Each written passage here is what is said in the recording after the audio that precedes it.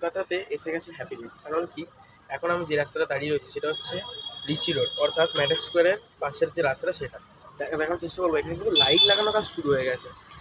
Light লাগানোর কাজ কিন্তু এখানে পেছনে দেখো লাইট লাগানোর কাজ শুরু হয়ে গেছে। তো এবার ডাইরেক্ট ম্যাটেক্স স্কোয়ারে ঢুকে দেখি ওখানে কতটা কী প্রিপারেশন হয়েছে।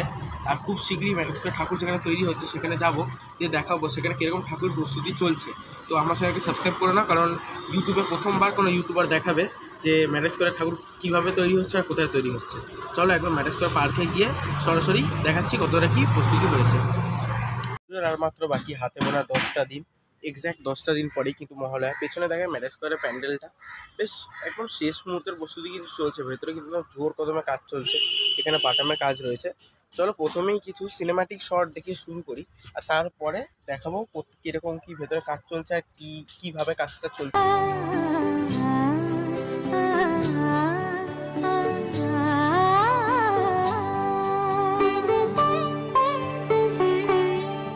উৎসবের অঙ্গনে আজ সবার আমন্ত্রণ, উৎসবের অঙ্গনে আজ সবার আমন্ত্রণ, উৎসবের শোভালোকে আজ আলোকিত মন, উৎসবের শোভালোকে আজ আলোকিত মন, উৎসবের অঙ্গনে আজ সবার আমন্ত্রণ।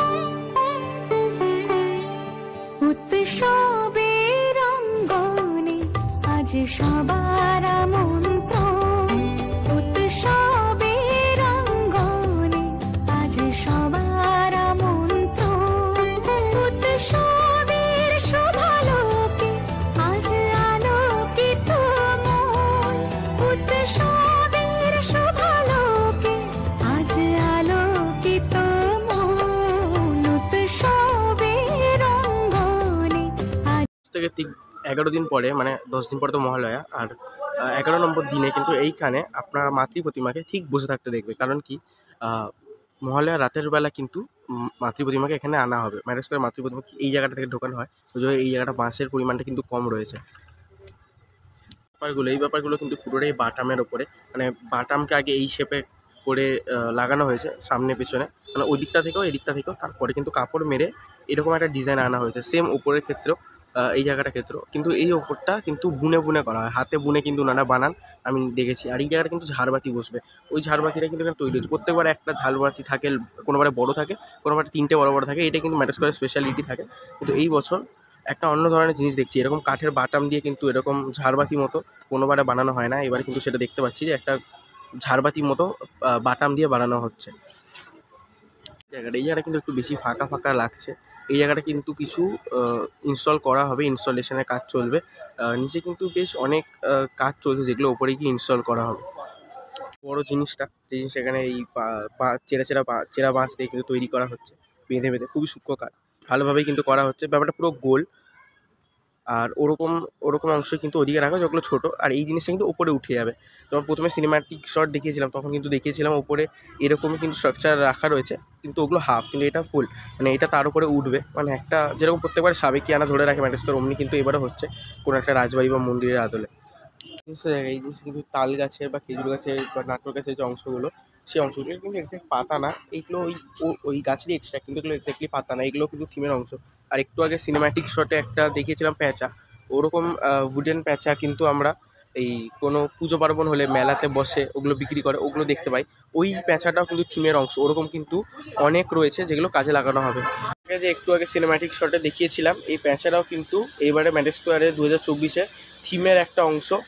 এই একটা প্যাঁচাকেই কিন্তু আনবক্স করা হয়েছে, বাকি কিন্তু অনেক প্যাঁচা এসছে যেগুলো এই কাগজে মুড়ে রাখা রয়েছে।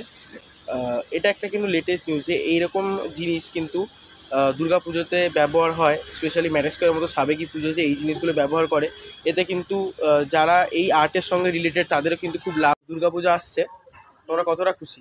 আমরা অনেক খুশি। কত জামা কাপড় কেনা হয়েছে? 7খানা অনেক হয়ে গেছে? আমারও পুজোর জন্য পুরো রেডি? হ্যাঁ। আর তো হাতে কোনো 10টা দিন, প্রত্যেকদিন ঘোরা হবে। আজকে ভীষণই গরম, খুব হিউমিড ওয়েদার। তো এর মধ্যেও কিন্তু তোমাদের জন্য ব্লগ প্রিপেয়ার করে আপলোড করছি। একটা জিনিস দেখা, ভিডিওর শেষে যারা এত সুন্দর প্যান্ডেল বানাচ্ছে তাদেরকে ক্রেডিট তো দিতেই হবে। এই যে এই ঘরটা কিন্তু আরেকটু লম্বা, এটা কিন্তু প্যান্ডেলের পেছনে। এই ঘরটাতে কিন্তু যারা কাজ করছেন তারা কিন্তু বিগত 2 মাস ধরে এই ঘরেই আছেন। এখানেই রান্না হচ্ছে, এখানেই ওয়াশরুম, সব কিছু এখানেই। তো তারা নিজের ফ্যামিলি থেকে দূরে যে 2 মাস এখানে কাটাচ্ছে, আমাদেরকে এত ভালো উপহার দিচ্ছে, তো তাদের ক্রেডিট না দিয়ে কিন্তু ভিডিওটা শেষ করা যায় না। যিনার সঙ্গে কথা বলবো ভেবেছিলাম, ওনার কিন্তু জানতে পারলাম ম্যালেরিয়া হয়েছে, উনি 1 সপ্তাহ ধরে কাজে আসছেন না। তো তিনার জন্য অনেক শুভকামনা থাকবে যে তিনি তাড়াতাড়ি সুস্থ হয়ে যান। At last thank you for watching the video. Please like করে দাও যদি ভালো লেগে থাকে, শেয়ার করে দাও, আর সাবস্ক্রাইব করে আমার পাশে থেকো। আর দেখা হচ্ছে পরবর্তী কোনো দুর্দান্ত দুর্গাপুজোর একটি আপডেট নিয়ে। তো stay tune and tata bye bye, দেখা হচ্ছে পরে কোনো ভিডিও।